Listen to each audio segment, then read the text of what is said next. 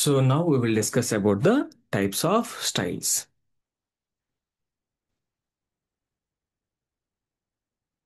ఇప్పుడు స్టైల్స్ని మనం ఎన్ని రకాలుగా యాడ్ చేయొచ్చు హెచ్టిఎంఎల్ డాక్యుమెంట్కి, అది కాన్సెప్ట్. ఇప్పుడు మనకి ఫస్ట్ థింగ్ ఏంటంటే ఇన్లైన్ స్టైల్స్ అని ఉంటాయి. Inline styles. నెక్స్ట్ వచ్చేసి మనకి ఇంటర్నల్ స్టైల్స్ ఉంటాయి. Internal styles. నెక్స్ట్ వచ్చేసి మనకి ఎక్స్టర్నల్ స్టైల్స్. External styles. ఇలా మూడు రకాల స్టైల్స్ ఉంటాయి. ఈ మూడిట్లో మనం ఏది వాడతాము అని అంటే అది మన రిక్వైర్మెంట్ని బట్టి మనం వాడుకుంటూ వెళ్తామండి. ఇదే వాడాలి అదే వాడాలి అని అయితే రూల్ లేదు. So we can use as per hour requirement. మన రిక్వైర్మెంట్ని బట్టి మనం వాడుకుంటూ వెళ్ళొచ్చు. ఓకేనా? రైట్. ఇది the main goal of external styles and sorry types of styles అన్నట్టు. ఇన్లైన్ స్టైల్స్ అంటే ఇవి ఆల్రెడీ నేను మీకు రాశాను, కానీ నేను చెప్పలేదు దాన్ని ఇన్లైన్ స్టైల్ అంటారని. మనకి హెచ్టిఎంఎల్లో ఎవ్రీ ఎలిమెంట్కి కొన్ని కామన్ అట్రిబ్యూట్స్ ఉన్నాయి, గుర్తున్నాయా?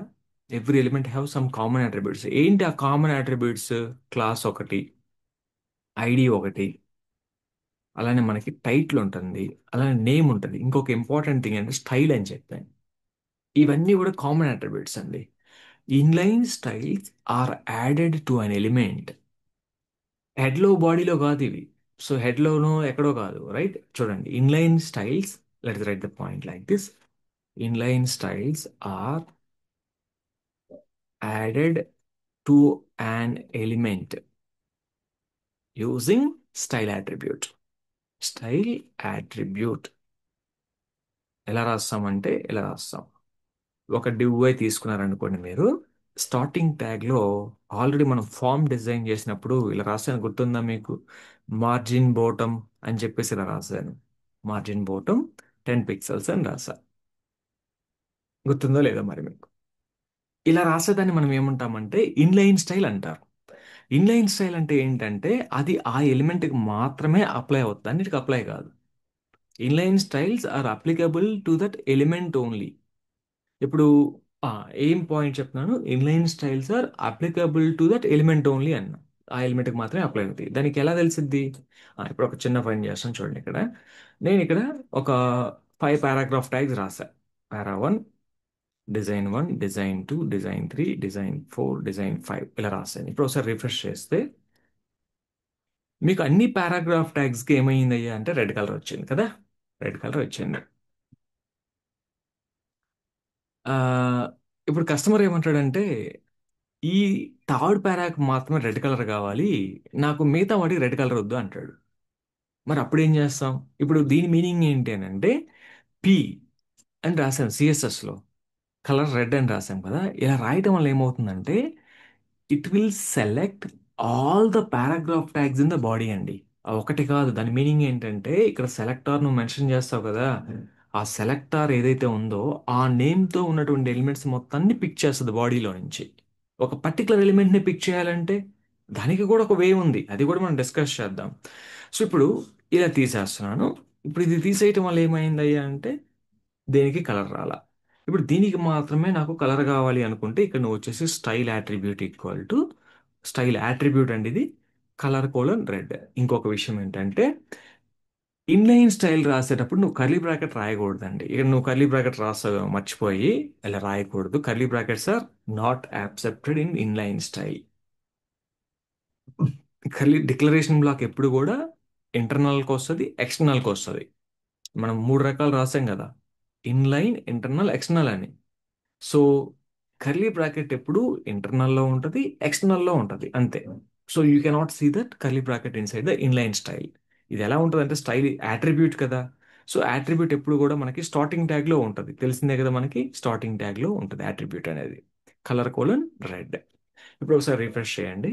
So no can refresh the page. మీకు రెడ్ కలర్ దేనికి అప్లై అయిందండి? You are able to see the only the third para. It is not going to be apply to all the elements.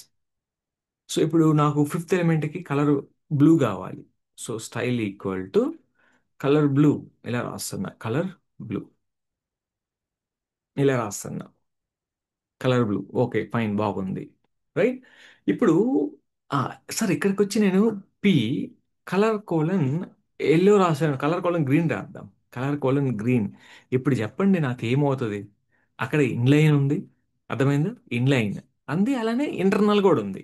ఇది internal అంటాం, internal to the document. ఇలా రాస్తే దాన్ని internal అంటాం, ఇలా రాస్తే దాన్ని ఇన్లైన్ అంటాం.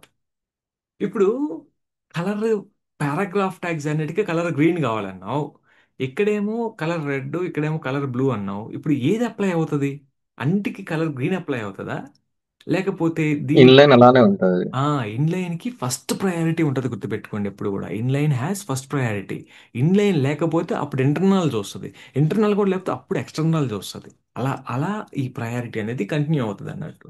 సో ఇప్పుడు ఒకసారి రిఫ్రెష్ చేస్తే మీకు థర్డ్ అండ్ ఫిఫ్త్కి ఎటువంటి చేంజ్ ఉండదు.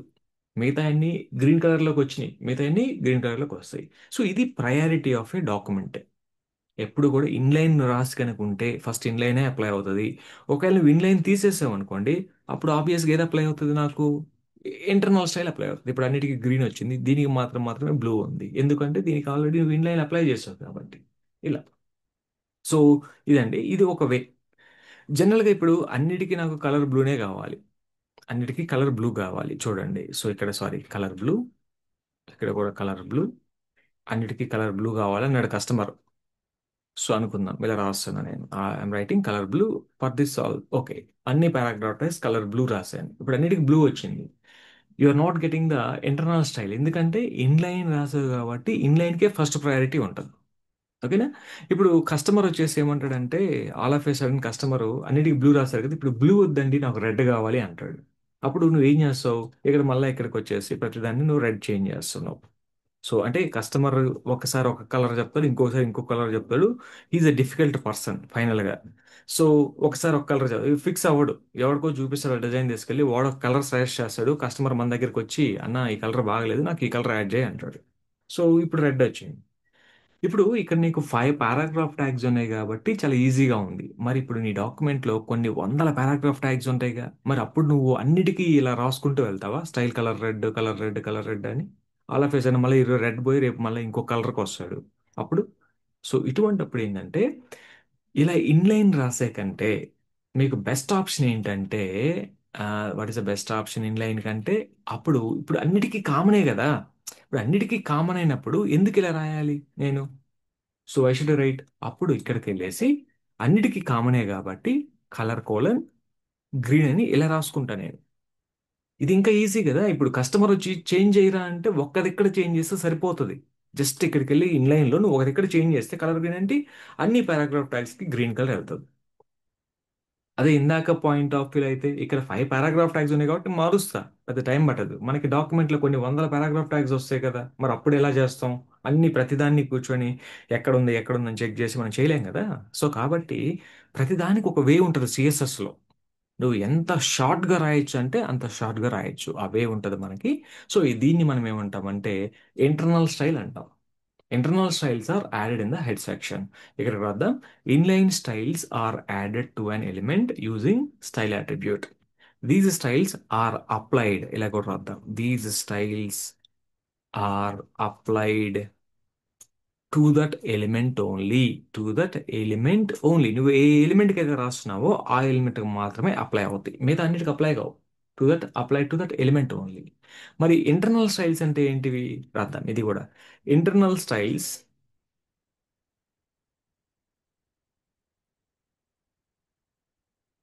internal styles are added inside an HTML document. Inside HTML document head section. Inside head section. Inside rather head section of an HTML document. Better to write a point like this. Yeah, idandi. Internal styles are added inside head section of an HTML document. Internal styles are reusable. Internal styles are reusable, within the document. Within the డాక్యుమెంట్లో మనకి internal styles reuse అవుతాయి. అది inline styles reuse కావండి. Inline styles are not reusable, ఇది కూడా రాసుకోండి ఇక్కడ. కొన్నిసార్లు మనకి డిఫరెన్సెస్ అడిగినప్పుడు, so that will be easy. So inline styles are not reusable. They are not reusable. ఎందుకు? నువ్వు ఏ ఎలిమెంట్కి అయితే రాస్తావో అది ఆ ఎలిమెంట్కి అప్లై అవుతుంది. ఇప్పుడు చూడండి, ఇక్కడ మీరు డాక్యుమెంట్లో ఇక్కడ రాశారు. ఇలా రాయటం వల్ల ఏమైంది? ప్రతి పారాగ్రాఫ్ ట్యాగ్కి కలర్ గ్రీన్ వచ్చింది కదా. ఇప్పుడు నువ్వు ఇక్కడికి వచ్చి style equal to colour green అంటే, ఫర్ ఎగ్జాంపుల్ దీని మీద అది ఆ పారాగ్రాఫ్ ట్యాగ్కి అప్లై అవుతుంది. కస్టమర్ ఏమంటాడు? ప్రతి పారాగ్రాఫ్ ట్యాగ్కి నాకు గ్రీన్ కలర్ కావాలన్నాడంటే, రైట్, ఇలా మనం ఆలోచించాలి. సో కాబట్టి ఒక చిన్న డిఫరెన్స్ పాయింట్ ఏంటంటే, ఇది ఆ డిఫరెన్స్ పాయింట్. ఇన్లైన్ స్టైల్స్ ఎప్పుడు కూడా అది సో రీయూజబుల్ కాదు. అదే internal styles reusable within the document only. With in the document అంటే ఏంటి? నువ్వు ఇక్కడ రాసావు అనుకోండి స్టైల్, ఈ స్టైల్ అనేది ఈ డాక్యుమెంట్లో ఉన్నటువంటి ట్యాగ్స్కి మాత్రమే అప్లై అవుతుంది. ఇంకొక డాక్యుమెంట్ ఏదో ఉంది నీకు, దాంట్లో అప్లై అవ్వాలంటే అది అప్లై కాదు. సో కాబట్టి ఇంటర్నల్ స్టైల్స్ రీయూజబులే, ఎక్కడ? ఆ డాక్యుమెంట్ లోపలే రీయూజబుల్ అవుతాయి. They are reusable within the document. మనకి డాక్యుమెంట్లో అవి రీయూజబుల్ అవుతాయి అండి. సో ఇది మనకున్నటువంటి main thing. I hope you understand this what exactly internal styles అనేవి అండ్ ఇన్లైన్ స్టైల్స్. ఇప్పుడు నెక్స్ట్ వచ్చేసి మనకి ఎక్స్టర్నల్ స్టైల్స్. ఎక్స్టర్నల్ స్టైల్స్ ఎప్పుడు కూడా అవుట్ సైడ్ ద డాక్యుమెంట్ ఉంటాయి, ఇన్లైన్ ఉండవండి. రైట్, ఇది ఇందాక మనకి ఒకటి అనుకున్నాం కదా, హెచ్టిఎంఎల్ ఫైల్స్ డాట్ హెచ్టిఎంఎల్ ఎక్స్టెన్షన్తో సేవ్ అవుతున్నాయి. మరి సిఎస్ఎస్ ఫైల్స్, అది ఇక్కడ వస్తుంది మనకి ఎక్స్టర్నల్ స్టైల్స్ అండి. సేమ్ పాయింట్ కాపీ చేస్తున్నాను ఇక్కడ కూడా. Right, external styles. External styles are added inside head section of an HTML document.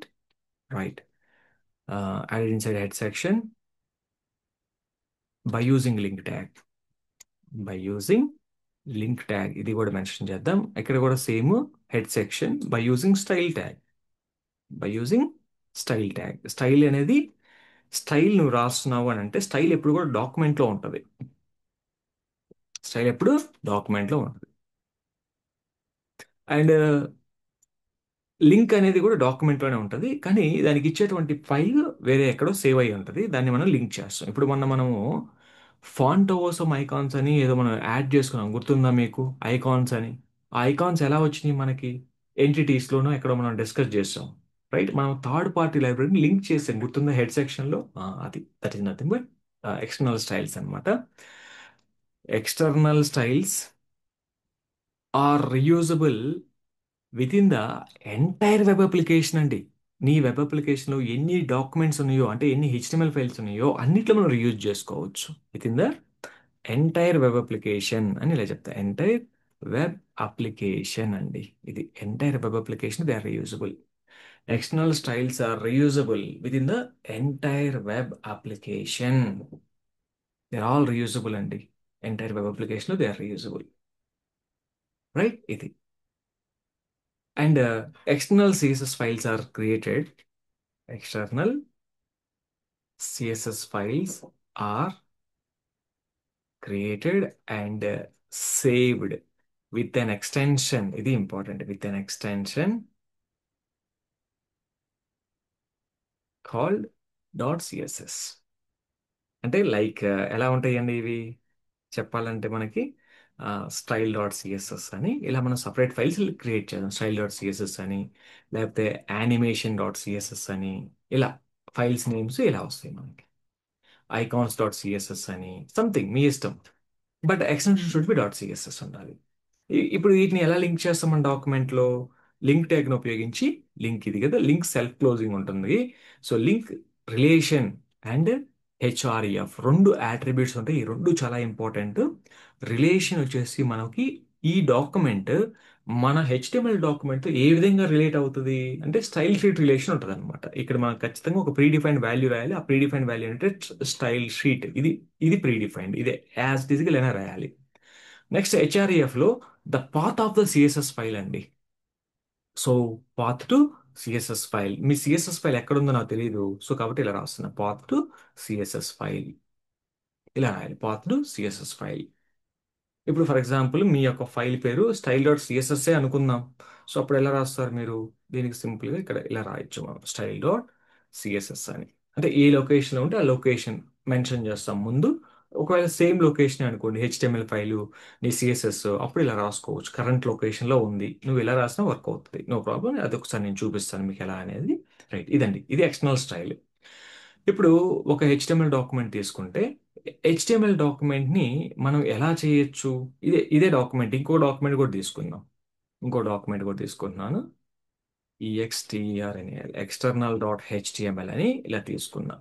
External dot HTML ఇది ఒక ఫైల్, అదొక ఫైల్. సో ఇక్కడ మనకి కొన్ని ట్యాగ్స్ ఉన్నాయి. ఇందులో కూడా మనకి కొన్ని ట్యాగ్స్ ఉన్నాయి. Occurs you have same tags, కావాలంటే మీరు మార్చుకోండి, ఇబ్బంది ఏం లేదు. రైట్, ఇది వెల్కమ్ టు సిఎస్ఎస్ ఉంది. దీన్ని నేను ఏం చేస్తానంటే ఎక్స్టర్నల్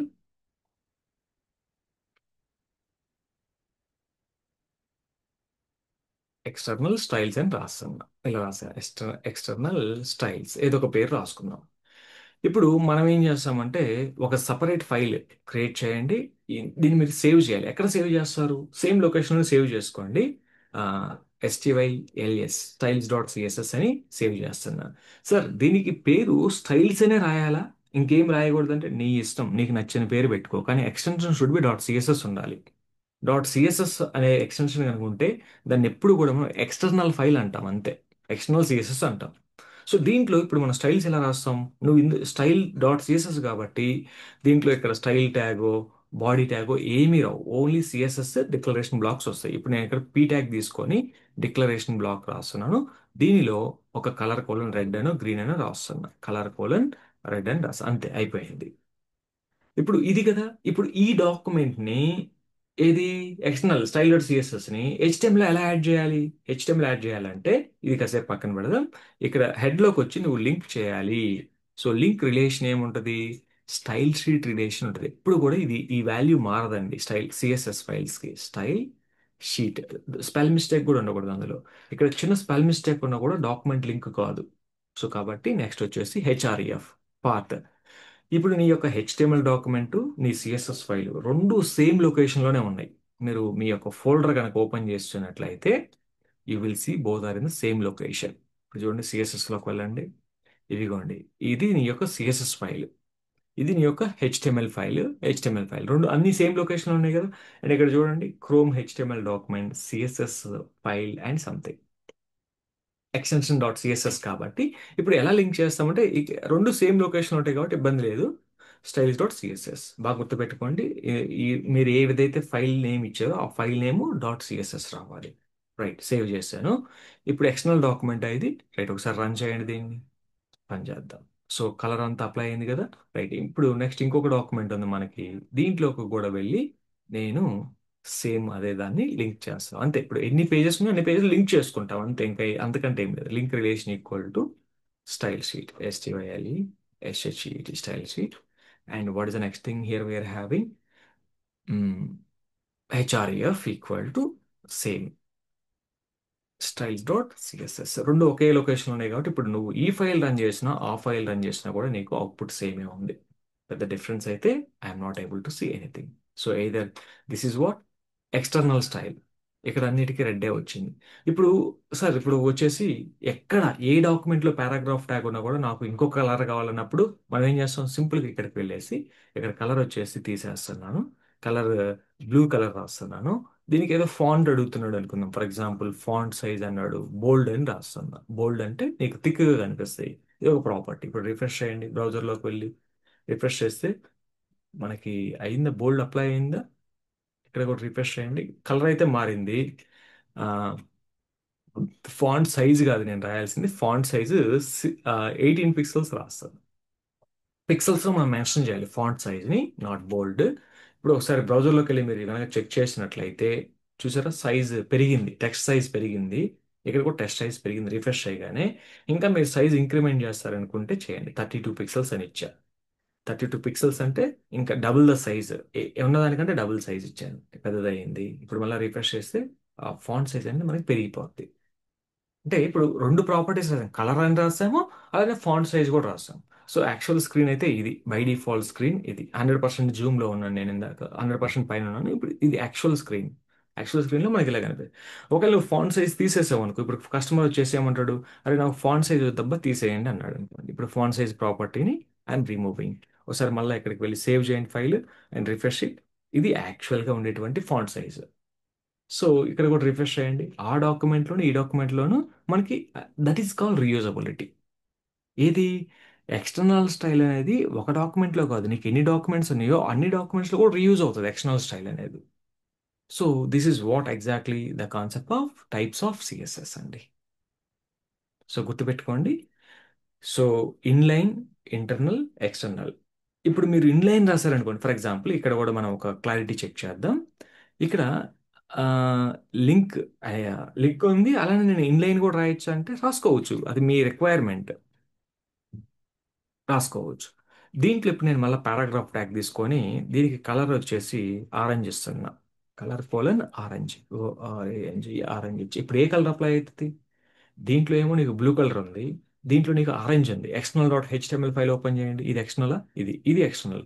ఒకసారి ఇప్పుడు మీరు రిఫ్రెష్ చేస్తే మీకు ఆరెంజ్ వచ్చిందా? ఆరెంజ్ వచ్చింది. నువ్వు ఫస్ట్ ప్రయారిటీ ఏం రాసావు? రైట్, ఇది ఫస్ట్ నువ్వు లింక్ రాసావు, లింక్ తర్వాత నువ్వు స్టైల్ రాసావు కాబట్టి నేను ఒకటి చెప్పాను. ఇప్పుడు దీన్ని ఒకవేళ పైన రాస్తే ఏమవుతుంది అంటే, ఇందాక లింక్ కింద రాసాం, ఇప్పుడు స్టైల్ దాని పైన రాసి దాని కింద లింక్ రాస్తున్నా. ఇప్పుడు ఏది అప్లై అవుతుంది? ప్రయారిటీ చాలా ఇంపార్టెంట్ ఇక్కడ. నువ్వు మామూలుగా మనం చెప్పిన దాని ప్రకారం ఏంటంటే, ఇంటర్నల్ లేకపోతే ఎక్స్టర్నల్ అప్లై అయ్యింది అనుకున్నాం, కానీ ఇక్కడ రెండు ఉన్నాయిగా. ఆర్డర్ కూడా ఇంపార్టెంట్. ఆర్డర్ ఫస్ట్ నువ్వు ఇది రాసావు అనుకో, తర్వాత ఇది రాసినప్పుడు ఏమవుతుంది? ఫస్ట్ ఈ స్టైల్స్ అప్లై అవుతాయి. ఇమ్మీడియట్గా ఎక్స్టర్నల్ స్టైల్స్లో ఉన్న ఫైల్స్ ఏమవుతాయి అంటే, అవి ఓల్డ్ ఇంటర్నల్కి వెళ్ళిపోయి న్యూ స్టైల్స్ అప్లై అవుతాయి. అంటే ఈ styles override with these styles. Order, order of the thing కూడా ఇంపార్టెంట్. మళ్ళీ ఒకవేళ నువ్వు దీని కింద రాసావు అనుకోండి, అప్పుడు ఏమవుతుంది? ఫస్ట్ రన్ అయ్యేటప్పుడు ఎక్స్టర్నల్ స్టైల్స్ అప్లై అయ్యి, మళ్ళీ నెక్స్ట్ లైన్కి వచ్చేసరికి ఏమైంది? ఆ ఎక్స్టర్నల్ స్టైల్స్ అనేవి ఇంటర్నల్ స్టైల్స్ తోటి ఓవర్ రైడ్ అయిపోతాయి. ఇప్పుడు రిఫ్రెష్ చేస్తే మళ్ళీ ఇదేనా డాక్యుమెంట్, మనకి colour colour orange external document, ఇదేనా ఎక్స్టర్నల్ డాక్యుమెంట్? సేవ్ అవ్వలేదా? సరే రిఫ్రెష్ చేయండి. ఎక్స్టర్నల్ ఆరెంజ్ అప్లై అయిందా లేదా మనకి? ఆ ప్రయారిటీ కూడా ఇంపార్టెంట్, అది మనం బాగా. ఒకవేళ ఇక్కడ నేను వచ్చేసి ఇన్లైన్ రాశాను అనుకోండి, ఈ మూడిట్లో ఏ ప్రయారిటీ ఫస్ట్ ఉంటుంది అంటే, ఇన్లైన్ ప్రయారిటీ ఫస్ట్ ఉంటుంది. ఇప్పుడు కలర్ కోడ్ నేను రెడ్ అని రాశాను, రెడ్ సెమీ కోలన్. రిఫ్రెష్ చేయండి, రెడ్ కలర్ అప్లై అయిందా లేదా దీనికి? ఇప్పుడు ఒకవేళ నువ్వు గనక ఇది లేదనుకోండి, ఇది లేదు, అప్పుడు ఏది అప్లై అవుతుంది? ఇక్కడ ఉన్నటువంటి రెండింటి ఉన్నటువంటి ఆర్డర్ని బట్టి లేటెస్ట్ ఏముంది? లేటెస్ట్ ఇది ఉంది, ఫస్ట్ ఇది అప్లై అవుతుంది. ఇమ్మీడియట్గా అప్లై అయిన తర్వాత ఈ స్టైల్స్ దాన్ని ఓవర్ రైడ్ చేసేస్తాయి. ఇప్పుడు ఇది లేదనుకోండి, అప్పుడు ఇది అప్లై అవుతుంది, ఇది అప్లై అవుతుంది. సో ఇది ఉండి, ఇప్పుడు ఇది లేదనుకోండి, సో ఇది బాగా మనం ప్రాక్టీస్ చేయాలి. ఆరెంజ్ అప్లై అయింది. సో కాబట్టి ప్రయారిటీ ఏది ఫస్ట్ ఉంటుంది అనేది కూడా చాలా ఇంపార్టెంట్ మనకి. ఆర్డర్ అనేది కూడా ఇంపార్టెంటే. ఫస్ట్ నువ్వు ఏది యాడ్ చేస్తున్నావు, తర్వాత నువ్వు ఏది యాడ్ చేస్తున్నావు, అది కూడా ఇంపార్టెంటే. రెండు ఉన్నాయి, ఎక్స్టర్నల్ ఉంది, ఇంటర్నల్ ఉంది.